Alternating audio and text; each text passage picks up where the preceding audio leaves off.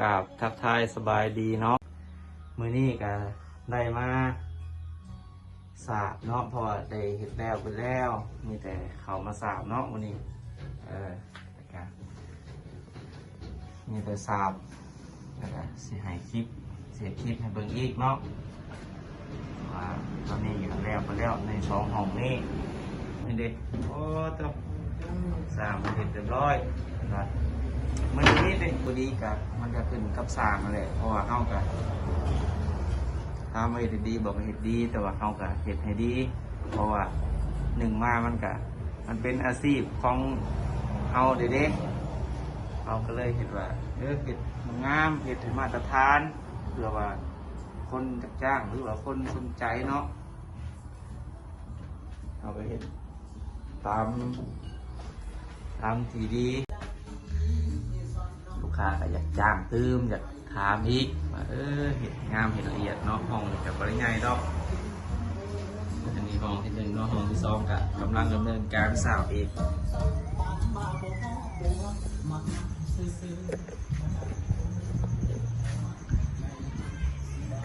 นายสร้างเพิ่นยัง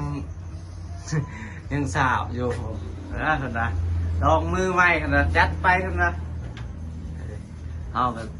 ผมเห็นน้องเฮานี่ก็จับกล้องจุมิตรว่าไว้แล้วเขาก็ได้ฉันมีแล้วเรื่องนั่นกันมีแต่คนหน้าคนอะไรเห็นโอ้แต่ว่าผู้ใดยังตัดสินใจ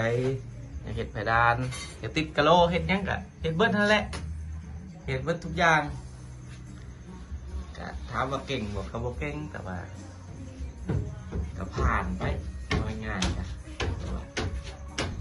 มันผ่านในว่าจะฟ้องเพื่อนนั่นแหละถามว่าสิผ่านคือ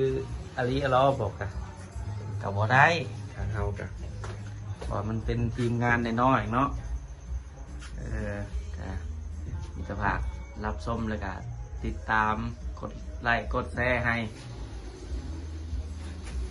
เพราะว่าเป็นกำลังใจจากคนในเฟซนี่แหละเนาะ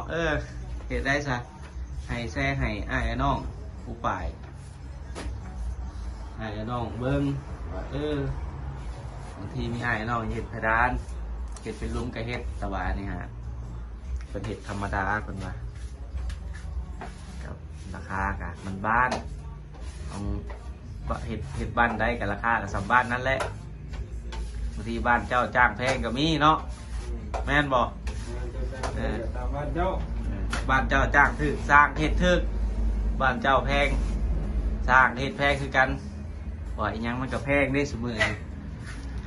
ขาแห้งกับแพงคือกันมีแต่ว่าหากคนไลค์กดแชร์ให้เด้อเบิดสุขุสุคนเนาะขอลาคลิปไปทำนี้แหละ1เนาะขอลาคลิปไปก่อนเนาะเบิดเท่านี้